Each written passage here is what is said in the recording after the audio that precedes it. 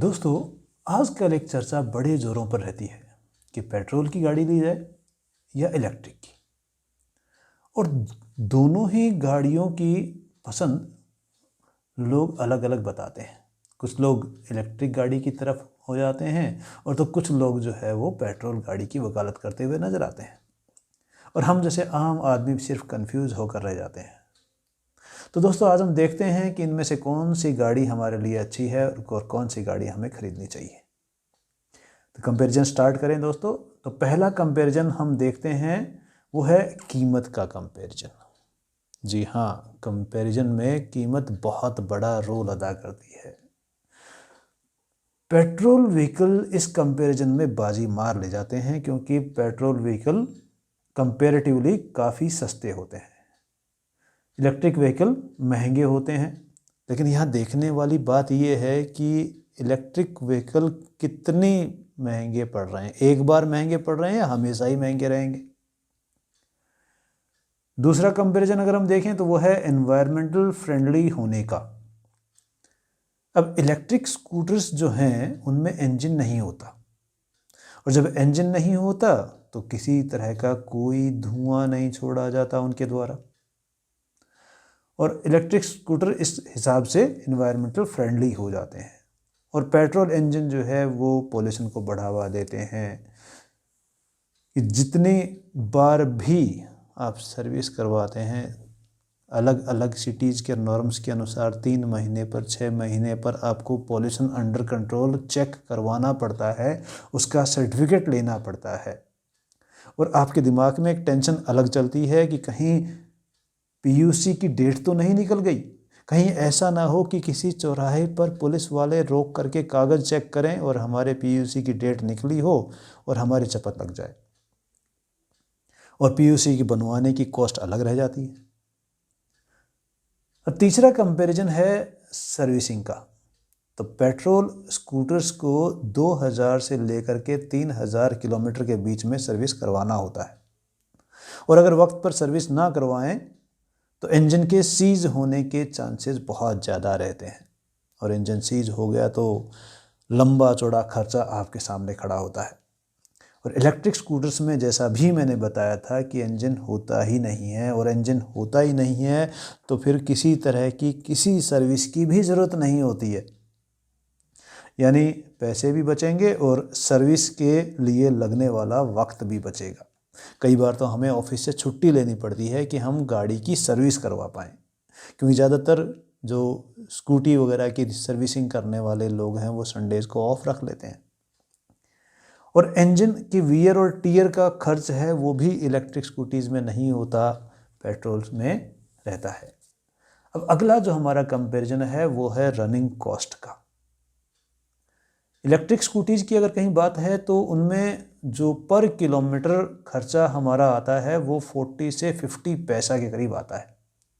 और अगर बात कीजिए पेट्रोल स्कूटी की तो उस पर रनिंग कॉस्ट आती है 2 रुपये से 3 रुपये पर किलोमीटर की, और वो तो अभी प्रेजेंट पेट्रोल के दामों के आधार पर है। और आप अच्छी तरह से जानते हैं कि पेट्रोल के दाम रोज़ बढ़ते हैं। जब भी हम सुबह उठते हैं पता चलता है कि पेट्रोल के दाम बढ़ चुके हैं। घटते हुए तो बहुत कम देखे होंगे आपने। अब अगला कंपैरिजन है हमारा मेंटेनेंस का। इलेक्ट्रिक स्कूटीज़ में जब जैसा अभी बताया इंजन नहीं होता, और इंजन नहीं होने के कारण किसी सर्विस की ज़रूरत नहीं है, और बहुत ज़्यादा मेंटेनेंस की कॉस्ट भी नहीं आती। बाकी बात रही इलेक्ट्रिक पार्ट्स की, तो इलेक्ट्रिक पार्ट्स में अगर ख़राबी आ जाती है तो वो आपको जो है अच्छा खासा सरदर्द दे सकती है। पर इलेक्ट्रिक स्कूटीज़ में जो इलेक्ट्रिक पार्ट हैं उनसे लगभग आधे इलेक्ट्रिक पार्ट तो पेट्रोल स्कूटीज़ में भी आते ही हैं। तो अगर उनके ख़राब होने की बात है तो पेट्रोल स्कूटीज़ के इलेक्ट्रिक पार्ट भी ख़राब हो सकते हैं और आपके लिए दिक्कत खड़ी कर सकते हैं।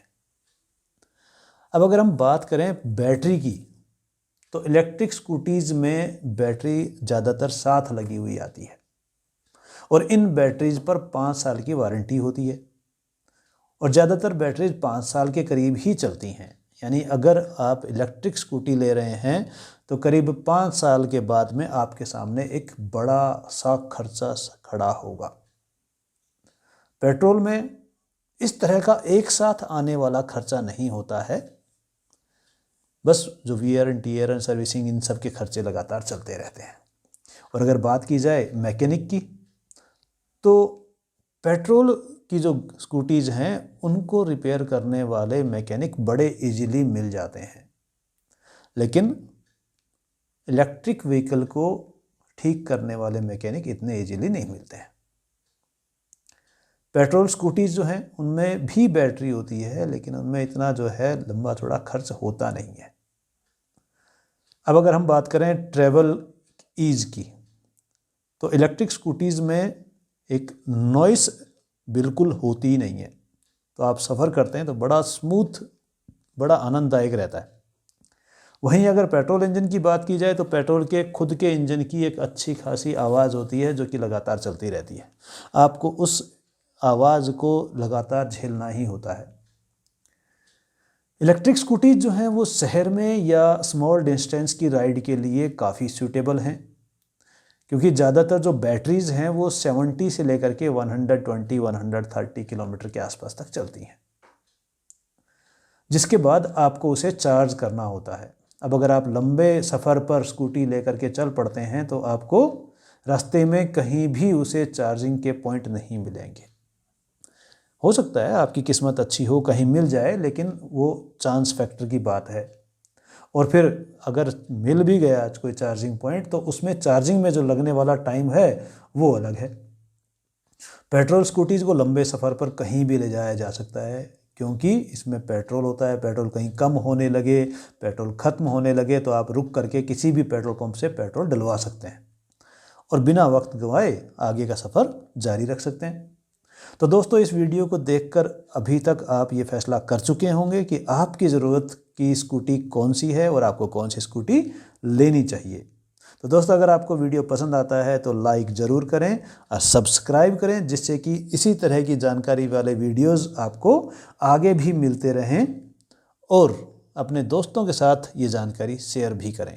थैंक यू दोस्तों, थैंक यू वेरी मच।